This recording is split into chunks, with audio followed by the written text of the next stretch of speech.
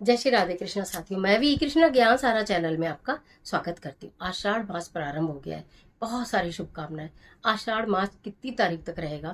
इस आषाढ़ मास में कौन कौन से पर्व त्योहार आएंगे? इस आषाढ़ मास में किस देवी देवता की पूजा करें?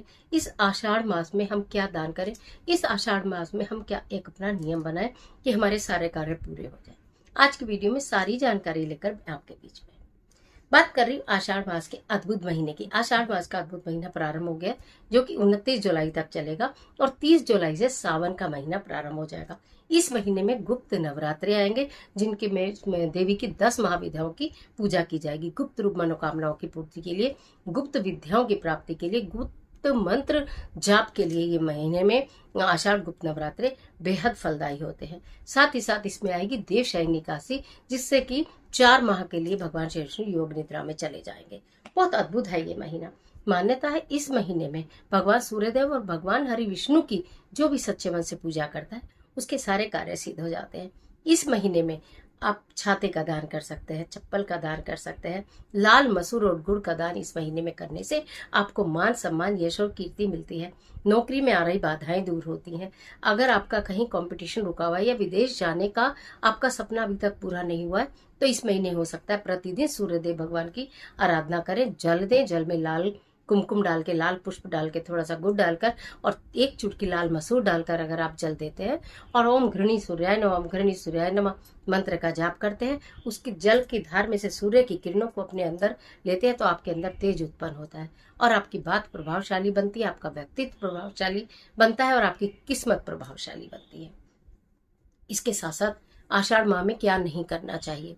आषाढ़ मास में कहते हैं कि विवाह संस्कार और ये मुंडन, गृह प्रवेश इत्यादि नहीं करने चाहिए, लेकिन जब चातुर्मास प्रारंभ होगा उस समय तो ये सारी चीजें बंद हो ही जाएंगी। साथ ही साथ इस मौसम में, क्योंकि ये मौसम थोड़ा अदला बदली का मौसम होता है, थोड़ा बरसात का और बहुत बुरी गर्मी का मौसम होता है, तो तामसिक भोजन जो है इस महीने में ग्रहण करना मना कहा जाता है, लेकिन करेले और जामुन का प्रयोग अच्छा बताया जाता है। आप जितना हो सके, अगर आप शनिवार या रविवार को जामुन का दान करते हैं या जामुन एक मुट्ठी लेकर पीपल वृक्ष के नीचे, अगर आपको लगता है कोई नहीं लेगा तो एक मुट्ठी जामुन हर शनिवार को पीपल वृक्ष के नीचे अगर आप अर्पित करते हैं पूरे आषाढ़ मास और जामुन को ग्रहण भी करते हैं, तो आपके ऊपर से राहु केतु शनि सारे के सारे दोष आपकी ग्रह से दूर हो जाते हैं, आपकी कुंडली से दूर हो जाते हैं। परिवार में किसी के भी ऊपर हो, जिसके ऊपर उसके हाथ से लेकर और आप इस कार्य को कर सकते हैं किसी शनि मंदिर में या पीपल वृक्ष के नीचे। इसके साथ खाना क्या चाहिए? ज्यादा से ज्यादा तरल पदार्थ खाने चाहिए। नींबू पानी इत्यादि का आपको सेवन करना चाहिए और रसे वाले मतलब रस भरे हुए जो फल हैं उनका सेवन भी करना आपको उचित बताया गया है। इससे आपकी जो पाचन क्रिया है वो सही रहती है और आपके शरीर में पानी की कमी नहीं होती। पानी की कमी से बताऊं कि इस महीने में वरुण देवता की पूजा भी की जाती है। जितना ज्यादा हो सके जल को संभाल कर प्रयोग करें, जल को बिल्कुल भी वेस्ट ना करें। जो भी व्यक्ति जल को वेस्ट करता है, जल को खराब करता है, जल को अन्यथा बिल्कुल बहने देता है, तो उस व्यक्ति के ग्रह खराब हो जाते हैं, वरुण देवता नाराज हो जाते हैं, उसको जीवन में जल का अभाव कभी ना कभी अवश्य ही देखना पड़ता है। इसलिए जल को बहुत सोच समझ के संभाल के खर्च करें। जिसको जरूरत हो उसे जल का वितरण करें, पौधों को वितरण करें, पशु पक्षियों को पीने के लिए रखें, वो है पुण्य की बात। लेकिन अगर ऐसे ही जल नाली में बहता रहा, वो है पाप की बात। उससे बहुत संभाल के रहने की जरूरत है। तो क्या करें और क्या ना करें ये भी मैंने बता दिया। सूर्य देव की उपासना कैसे करें ये भी बता दिया।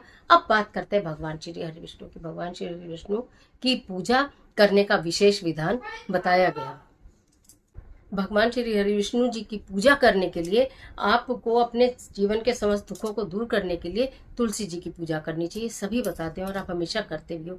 साथ ही साथ आपको क्या करना चाहिए? कहते हैं कि तुलसी की लकड़ी का दिया एक प्रतिदिन आप भगवान श्री हरि विष्णु को अर्पित करें, अपने घर के मंदिर में ही अर्पित करें और अपने किसी भाव को लेकर, किसी मनोकामना को लेकर करें। उसमें थोड़ी सी हल्दी भी लगा लें तो मैं आपको क्या ही बोलूं।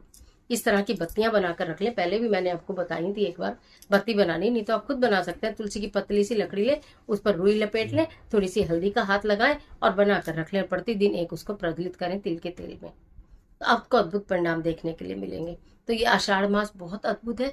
इसमें नियम से एक तुलसी की लकड़ी का दीपक जरूर जलाएं, नियम से सूर्यदेव भगवान को जल जरूर अर्पित करें, नियम से जितना हो सके जल का वितरण करें, जल की को बर्बादी से रोके, जल को सेव करें, और जितना हो सके अपने जीवन में जो भी आप कर पाते हैं, जितनी भी चीजों का, उनका दान अवश्य करें।